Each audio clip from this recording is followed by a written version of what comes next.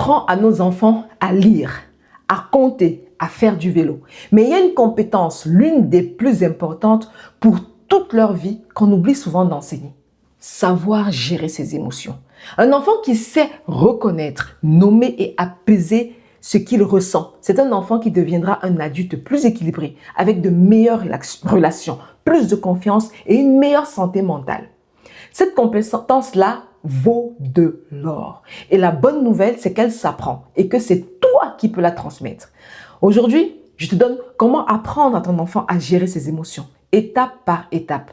Reste jusqu'au bout parce que la première chose à faire ne concerne même pas ton enfant. Elle te concerne toi. Bonjour et bienvenue sur la chaîne Génération Champion. Ici, on élève une génération d'enfants équilibrés, confiants et bâtis pour réussir. Alors abonne-toi et on y va. Pourquoi c'est une compétence essentielle? D'abord, comprenons l'enjeu parce que c'est plus important qu'on ne le croit. Les émotions, tout le monde en a. La colère, la tristesse, la peur, la joie, la jalousie, la déception. Ce ne sont pas des bonnes ou des mauvaises émotions. Elles sont toutes normales et utiles. Le problème n'est jamais de ressentir une émotion. Le problème, c'est de ne pas savoir quoi en faire. Un enfant qui n'apprend pas à gérer ses émotions ne les fait pas disparaître. Il les subit. Elles ressortent en crise, en agressivité, en anxiété, en repli. Et devenu adulte, il aura du mal dans ses relations, dans son travail, dans sa capacité à surmonter les difficultés. Beaucoup de problèmes d'adultes viennent d'émotions qu'on n'a jamais appris à gérer enfant.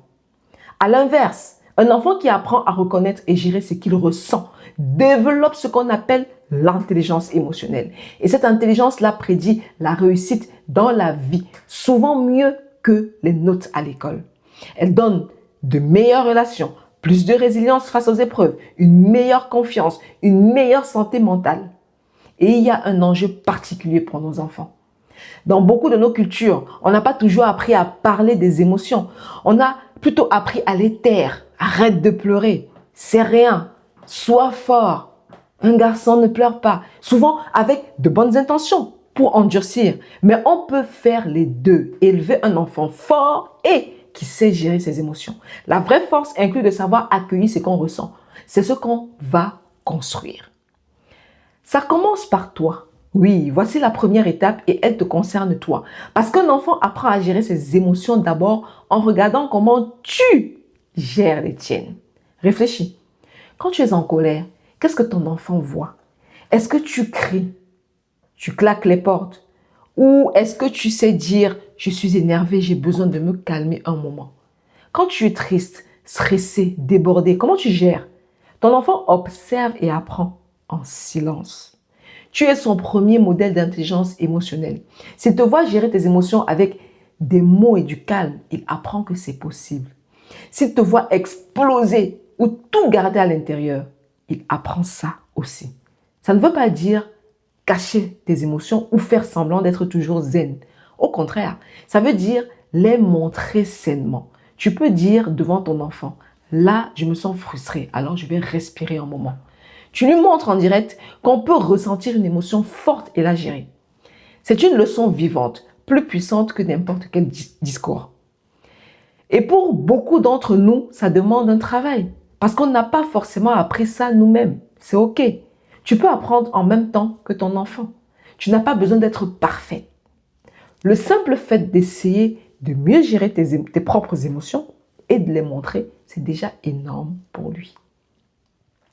La méthode pour l'aider. Maintenant, le concret. Comment apprendre à ton enfant à gérer ses émotions? Voici les étapes clés. 1. Accueille l'émotion, ne la nie pas. La base, quand ton enfant ressent quelque chose, ne balaie pas en disant « évite-les, c'est rien, arrête de pleurer, il n'y a pas de raison ». Pour lui, la raison existe et l'émotion est réelle. Accueille-la. Je vois que tu es triste. Un enfant dont les émotions sont accueillies apprend qu'elles sont normales et qui peut en parler. Un enfant dont on nie les émotions apprend à les cacher. 2. Aide-le à mettre des mots. C'est fondamental. Beaucoup d'enfants débordent parce qu'ils ne savent pas nommer ce qu'ils vivent. Aide-le. Tu es en colère, tu es déçu parce que X, Y raison, ça t'a fait peur, Mettre un mot sur une émotion, c'est déjà commencer à la maîtriser. Une émotion nommée est moins effrayante et moins envahissante qu'une émotion confuse. Petit à petit, ton enfant construit un vocabulaire des émotions et ça l'aide énormément. Troisièmement, valide, même si tu ne cèdes pas sur le comportement. Nuance essentielle. Valider l'émotion ne veut pas dire tout permettre. Tu as le droit d'être en colère. Tu n'as pas le droit de tapis. L'émotion est toujours acceptable. Le comportement, non. Tu apprends à ton enfant qu'il peut tout ressentir, mais qu'il doit apprendre à l'exprimer sans faire de mal, sans taper l'autre. C'est toute la différence entre ressentir et agir. 4. Apprends-lui des outils pour se calmer. Une fois l'émotion accueillie et nommée, tu peux lui donner des moyens de la peser. Respirez profondément ensemble. On gonfle le ventre comme un ballon. Puis on souffle doucement. Se retirer un moment au calme, bouger, taper dans un coussin plutôt que sur quelqu'un, dessiner ce qu'il ressent. Chaque enfant trouve ce qui l'apaise. Tu lui donnes une boîte à outils pour la vie. 5. Parle des émotions en dehors des crises. N'attends pas la tempête pour parler d'émotions. Au quotidien, dans le calme, nomme les émotions. Les tiennes, les siennes, c'est des personnages d'une histoire, d'un film. Comment il se sent là, à ton avis? Plus ton enfant est familier avec les émotions dans les moments calmes, mieux il les gère dans les moments difficiles. Les pièges à éviter. Oui, pour finir, quelques pièges fréquents qui sont à éviter. Le piège du garçon qui ne pleure pas. Attention à ne pas transmettre l'idée qu'un garçon ne doit pas montrer ses émotions. Un garçon a autant besoin qu'une fille d'apprendre à gérer ce qu'il ressent. Lui interdire ses émotions, c'est fabriquer un homme qui ne saura pas les gérer et qui souffrira en silence ou explosera. La sensibilité n'est pas une faiblesse pour un garçon comme pour une fille. Le piège de vouloir supprimer les émotions négatives. Notre réflexe, c'est souvent de vouloir que notre enfant arrête d'être triste ou en colère le plus vite possible parce que ça nous met mal à l'aise.